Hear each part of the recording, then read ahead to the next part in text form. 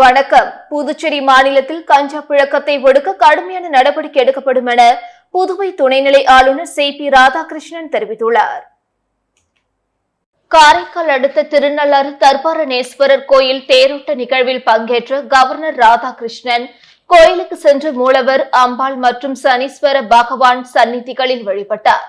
பின்னர் செய்தியாளர்களிடம் பேசிய அவர், புதுவை மாநிலத்தில் கஞ்சா புழக்கத்தை கட்டுப்படுத்த தேவையான நடவடிக்கை எடுக்கப்பட்டு வருகிறது. தேர்தல் நடத்தை விதிகள் முடிவுக்கு வந்தவுடன் இந்த விவகாரத்தில் மிக கடுமையான நடவடிக்கை எடுக்கப்படும். ஆந்திரத்திலிருந்து கஞ்சா வரத்து உள்ளது. இதை தடுக்க அந்த மாநில தலைவர்களுடன் பேசியுள்ளேன். காரைக்காலில் கஞ்சா புழக்கத்தை கட்டுப்படுத்த தனிப்பிரிவு ஏற்படுத்தப்படும். அடுத்த 3 மாதத்துக்கு பின் கஞ்சா புழக்கம் இருந்தால் ராஜ்பவனுக்கு வந்து புகார் தெரிவிக்கலாம் என்றார். நம்முடைய நோக்கமெல்லாம் ஒன்றுதான். பாண்டிச்சேரி மாநிலம், பாண்டிச்சேரி நகரம், காரைக்கால் நகரம் இந்தியாவிலே இருக்கின்ற நகரங்களில் தூய்மையானதாக, அழகானதாக எப்படி மாற்றுவது என்பதுதான். இது ஏதோ அரசு அதிகாரிகள், அரசியல்வாதிகள் மட்டும் முயற்சித்தால் போதாது. பொதுமக்களுடைய ஒத்துழைப்பும் மிக மிக அவசியம். 3 பேரும் இணைந்து செயல்படுகின்ற பொழுது அந்த புதிய பாண்டிச்சேரியை, புதிய காரைக்காலை நம்மாலே நிச்சயமாக குறைக்கும். கஞ்சாவை முக்கியமாக ஒழிப்போம். நிச்சயமாக ஆந்திராவிலிருந்து வருகின்ற கஞ்சாவை ஒழிப்பதற்கு அந்த ஆந்திர தலைவர்களோடும் நான் பேசியிருக்கிறேன். தேர்தல் முடிவு வந்த பின்பு மிக கடுமையான நடவடிக்கைகள் ஆந்திரம், தமிழகம், பாண்டிச்சேரியிலும் வரும். புதுச்சேரி ரெட்டியார்பாளையம் காவல் நிலைய எல்லைக்குட்பட்ட பகுதிகளில் கஞ்சா குற்றவாளிகளின் வீடுகள் மற்றும் பெட்டி கடைகளில் போலீசார் திடீரென சோதனை நடத்தியது பரபரப்பை ஏற்படுத்தியுள்ளது. புதுச்சேரியில் கஞ்சா மற்றும் போதைப் பொருட்களை ஒழிக்க வேண்டி ஆபரேஷன் திரிசூலம் என்ற பெயரில் போலீசார் தீவிர கண்காணிப்பு மற்றும் தடுப்பு பணியில் ஈடுபட்டு வருகின்றனர். இதன் மூலம் அடிக்கடி கஞ்சா, போதைப் பொருட்கள் விற்பனையில் ஈடுபடுவோரை கைது செய்து அவர்கள் மீது நடவடிக்கை எடுக்கப்பட்டு வருகிறது. இந்நிலையில் ரெட்டியார்பாளையம் காவல் நிலைய சரகத்துக்குட்பட்ட பகுதிகளில் கஞ்சா விற்பனை அதிகரித்து வருவதாக புகார்கள் எழுந்தன. இதையடுத்து போலீஸ் வடக்கு எஸ்பி வீரவல்லவன் உத்தரவின் பேரில் ரெட்டியார்பாளையம் காவல் நிலைய inspector Balamurugan, sub inspector Kalaiyarasan மற்றும் போலீசார் மோப்ப நாயுடன் ரெட்டியார்பாளையம் காவல் நிலைய சரகத்துக்குட்பட்ட பகுதிகளில் கஞ்சா குற்றவாளிகள் வீடுகளில் சோதனையில் ஈடுபட்டனர். பிறகு அப்பகுதிகளில் உள்ள பெட்டி கடைகளில் கஞ்சா உள்ளிட்ட போதைப் பொருட்கள் விற்கப்படுகிறதா என சோதனை செய்தனர். இந்த சோதனையில் கஞ்சா போன்ற எந்தவித போதைப் பொருட்களும் சிக்கவில்லை. இந்த திடீர் சோதனையால் அப்பகுதியில் பரபரப்பு ஏற்பட்டது. இதையடுத்து இந்த சோதனையை இன்னும் தீவிரப்படுத்த போலீசார் திட்டமிட்டுள்ளனர். புதுச்சேரியில் முட்டை விலை தொடர்ந்து அதிகரித்து வருவதால் முட்டை பிரியர்கள் அதிர்ச்சியடைந்துள்ளனர். புதுச்சேரியில் முட்டை விலை தொடர்ந்து அதிகரித்து வருகிறது. கடந்த சில மாதங்களுக்கு முன்பு ரூபாய் 5க்கும் குறைவாக விற்ற நிலையில் தற்பொழுது கிடுகிடுவென அதிகரித்து மொத்த விற்பனை கடையில் ஒரு முட்டை ரூபாய் 6.40க்கும், சில்லறை விற்பனை கடையில் ரூபாய் 7க்கும் நேற்று விற்பனையானது. கோடை காலம் என்பதால் நாமக்கல் கோழி பண்ணைகளில் முட்டை உற்பத்தி பாதிக்கப்பட்டதால் இந்த விலை உயர்வு ஏற்பட்டுள்ளது குறிப்பிடத்தக்கது. புதுச்சேரி அருகே பஞ்சவடியில் அமைந்துள்ள ஜெயமங்கல பஞ்சமுக ஸ்ரீ ஆஞ்சநேய சுவாமி கோவிலில் பட்டாபிஷேக விழா. ஸ்ரீராமச்சந்திரமூர்த்தி சுவாமிக்கு வசந்த உற்சவ விழாவையொட்டி புஷ்ப அலங்கார மண்டபத்தில் சுவாமி எழுந்தருளி பக்தர்களுக்கு காட்சியளித்தார். புதுச்சேரி அருகே பஞ்சவடியில் அமைந்துள்ளது ஜெயமங்கல பஞ்சமுக ஸ்ரீ ஆஞ்சநேய சுவாமி திருக்கோவில். இந்த திருக்கோவிலில் எழுந்தருளி உள்ள பட்டாபிஷேக ஸ்ரீ ராமச்சந்திரமூர்த்தி சுவாமிக்கு வசந்த உற்சவ விழா தொடங்கியது.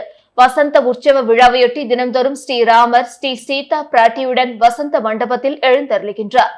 இதனை முன்னிட்டு ஸ்ரீராமர் சீதா பிராட்டிக்கு சிறப்பு திருமஞ்சனம் நடைபெற்று சிறப்பு அலங்காரம் செய்யப்படுகின்றது.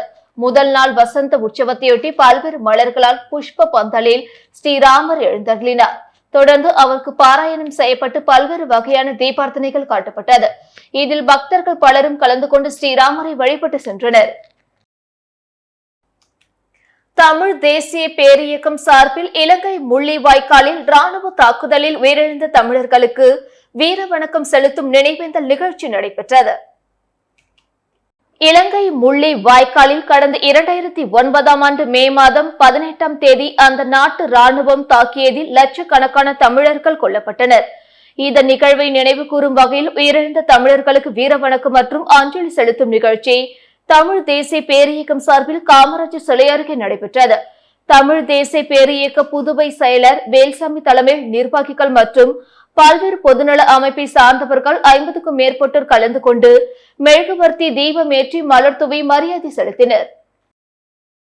விழுப்புரம் மாவட்டம் திண்டிவனம் செஞ்சிரோடு பகுதியில் காந்தி நகரில் வசித்து வருபவர் சேகர். இவருக்கு குமரேசன் மற்றும் மணிகண்டன் என 2 மகன்கள் உள்ளனர். நேற்று அண்ணன் குமரேசன் தனது தம்பி மணிகண்டன் மற்றும் நண்பர்கள் சிலருடன் மது அருந்தி உள்ளார். அப்பொழுது குமரேசன் மணிகண்டன் இருவருக்கிடையில் வாய் தகராறு ஏற்பட்டு பின் கைகலப்பாக மாறியுள்ளது. இந்த சண்டையில் ஆத்திரம் அடைந்த மணிகண்டன் கையில் இருந்த பீர் பாட்டிலை உடைத்து குமரேசனின் கழுத்தில் குத்தியுள்ளார். ரத்த வெள்ளத்தில் சாய்ந்த குமரேசன் சம்பவ இடத்திலே உயிரிழந்தார். நடந்த சம்பவம் பற்றி தகவல் அறிந்த காவல்துறையினர் குமரேசனின் உடலை கைப்பற்றி உடற்கூறு ஆய்விற்காக முண்டியம்பாக்கம் அரசு மருத்துவமனைக்கு அனுப்பி வைத்தனர். பின்பு இந்த சம்பவம் குறித்து வழக்கு பதிவு செய்து விசாரணை நடத்தி தம்பி மணிகண்டன் மற்றும் அவருடன் மது அருந்திய அனைவரையும் கைது செய்து காவல் நிலையத்தில் அடைத்தனர்.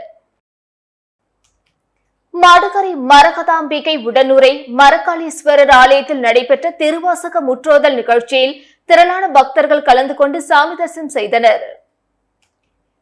நெட்டப்பக்கம் அருகே உள்ள மடுகரை மரகதாம்பிகை உடனுரை மரகாளீஸ்வரர் ஆலயத்தில் சிவனடியார்கள் கூட்டாக இணைந்து திருவாசக முற்றோதல் நிகழ்ச்சியானது காலை 8 மணி முதல் மாலை 5 மணி வரை நடைபெற்றது.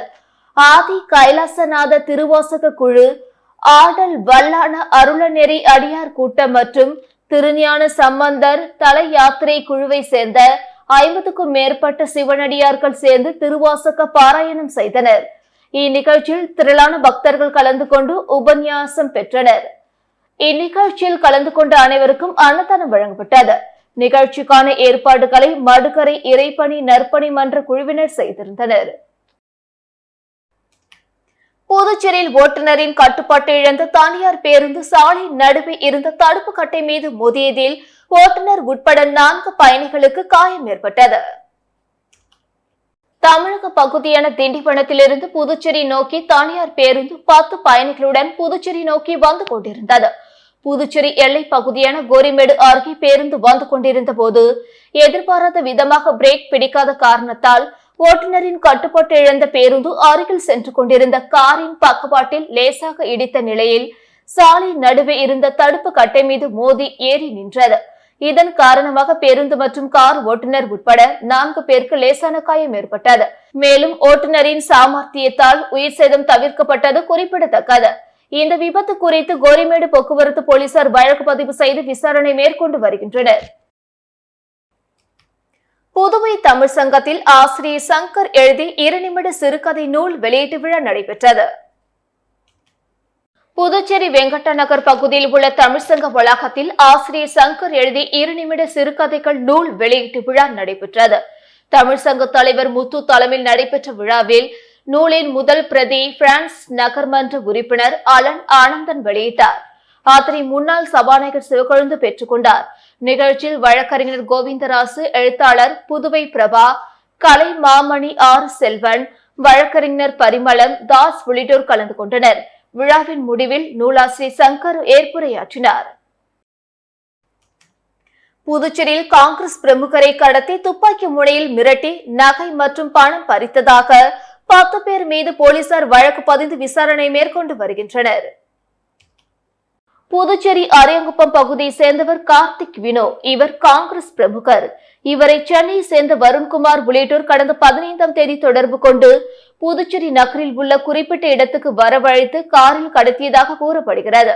அரியங்குப்பத்தில் ஒரு வீட்டில் அடைத்து வைத்து கார்த்திக் வினோவை துன்புறுத்திய கும்பல் துப்பாக்கி முனையில் அவரிடமிருந்த 1.5 பவுண்ட் நகை, ரூபாய் 10,000 ரொக்கம் ஆகியவற்றை பறித்ததுடன் அவரது வங்கி கணக்கிலிருந்து ரூபாய் 89,000 எடுத்துக் கொண்டுள்ளனர்.